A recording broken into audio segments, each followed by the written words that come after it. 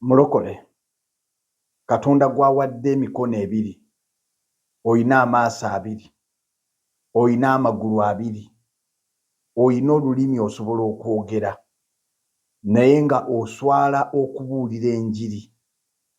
Bwe tulituuka mu ggulu ogenda kugamba ki Yesu? Bw'abanga omusajja oyo gwe tuva okulaba mu vidiyo awo yakizuula era n'ategeera nga omulimu gwe gwa kubuulira njiri, newankubadde tasobola kwatula bigambo, naye buli muntu amuyitako awo, era mpuliddemu ne mu background omuntu ayita mulokole, mulokole, ekitegeeza bakimanyi nti mulokole. Ekyo kyokka kyakola awo bagiyita njiri, eyo bagiyita njiri. Kati gwe atanazuula ky'oteekeddwa kukola mu Bwakabaka, simanyi kyakugamba, naye nze ŋŋamba nti obudde bwe buno, ffenna tugolokoke, zitusanze ab'emikwano.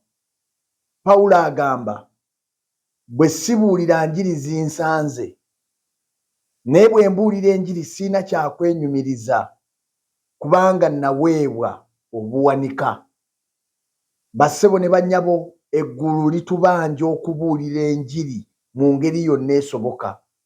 Kati gwe abadde aweddemu amaanyi, abadde aweddemu amaanyi nga tokyasobola kubuulira njiri, weekako ogolokoke, weekunkumuleko enfuufu ow'Oluganda, jangu tubuulire enjiri ya Mukama waffe Yesu. Tandikira ku mulimu awo w'oli, baako omuntu gw'ogamba ekigambo kya Katonda. Obudde tubumaze mu byabufuzi, ku mawoofiisi gaffe, ku mirimu gyaffe, tunyumya ku bannabyabufuzi. Naye bannabyabufuzi be tunyumyako, bo bali mu kukola, bo bakola kye balina okukola, bakola kye baaweebwa okukola. Naye ffe ng'abo banyumyako, gwe waweebwa kukola ki? Kyekiseera tugolokoke, abantu bategeeze nti Yesu ly'ekkubo n'amazima n'obulamu, era tubabuulire nti ayina omwana alina obulamu, naye atalina mwana wa Katonda talina bulamu, naye obusungu bwa Katonda bulabikira ku ye.